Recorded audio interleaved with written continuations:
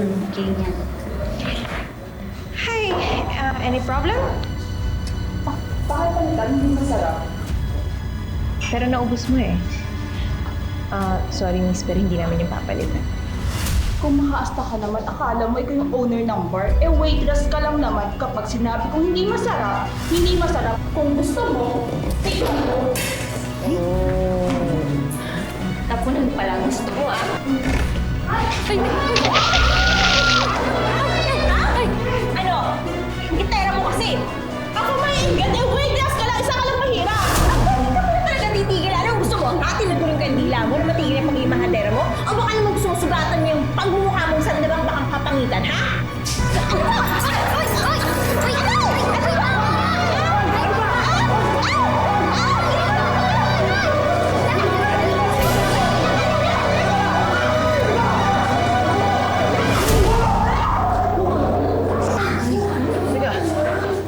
Miss, doon. Okay ka lang?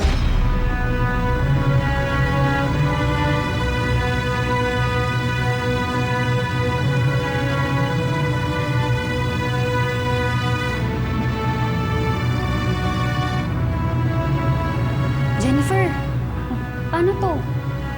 Lagot ka kay boss. Sa'yo i-charge yung lahat, Hindi na. Sige na, ako na bahala.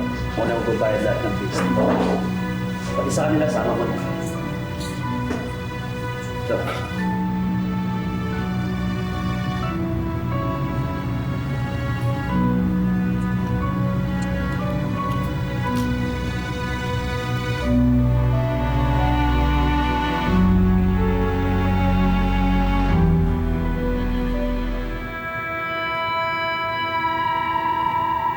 Hindi mo yata kaya ginagawa mo, Tol. Sinabi ko na yan, Tol. Salayan lang yan. Kung gusto mong kumita ng instant money para sa application mo sa abroad, ito ang trabaho para sa'yo. Kunting diet lang, kagat ng lagi,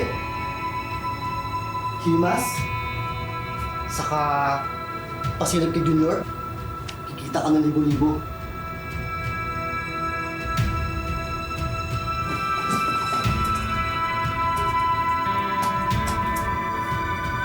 Maganda naman yung katawan mo Sigurado mabibita ka ng mga matrona.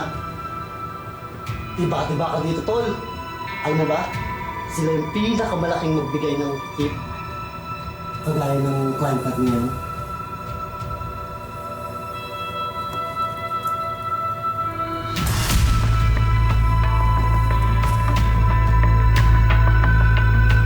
Tol, saan na, Tol?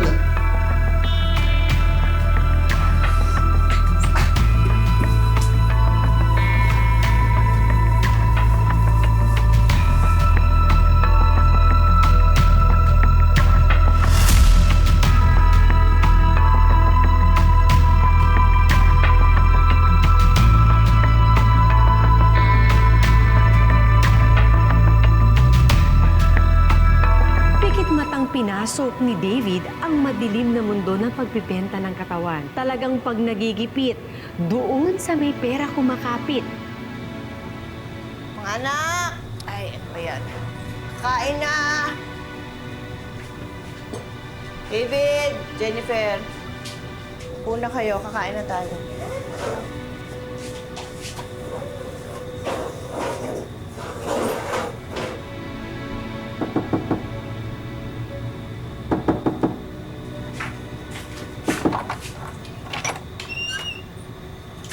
Hindi mo man lang ba ako papapasukin?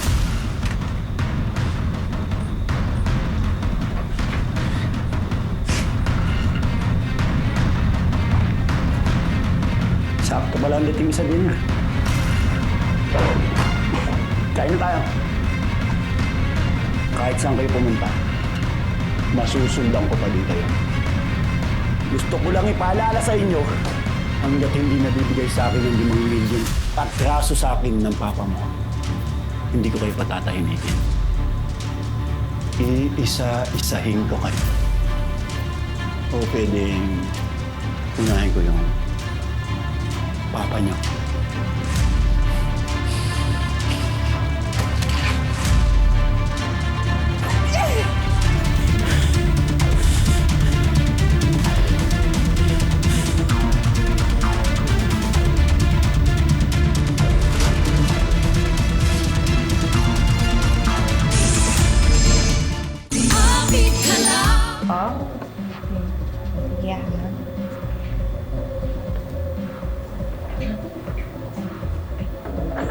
Sir Arthur, si Jennifer po, bagong waitress namin.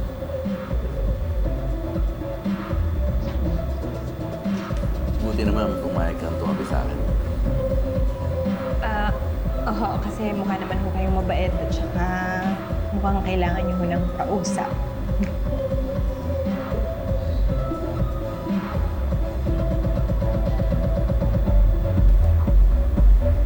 Para sa'yo.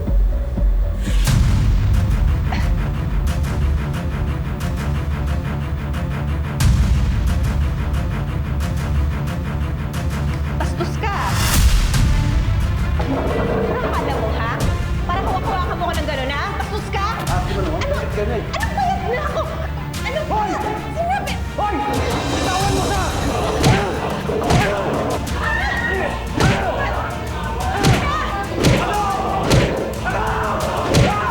Tama na, tama na! Bastos ko! Ano? Bastos ka! Tama na, tama na! Tama na! Palpasin nyo nga yan! Tama na, tama na! Ano?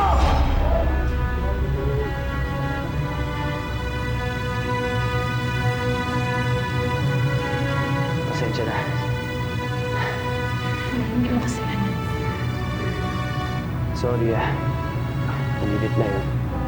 Yung ulo ko. Ayoko kasing binabastos ka eh. Salamat. Pero, hindi rin naman ako papayag na magpabastos eh. Bakit ba kasi kailangan mo magtrabaho dito sa bar na to? Eh, kaya ko naman ibigay lahat ng kailangan mo. Ano sabi mo? Sabi ko, kaya ko ibigay lahat ng gusto mo. Huwag ka lang magtrabaho dito sa lugar na to.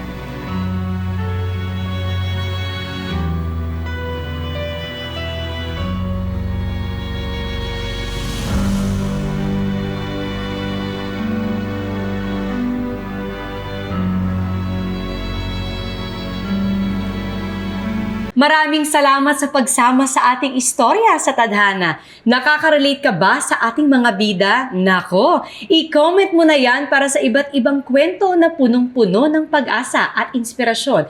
Mag-subscribe na sa GMA Public Affairs at YouTube channel. I-click na rin ang bell button para lagi kang updated sa pinakabagong storya ng Tadhana.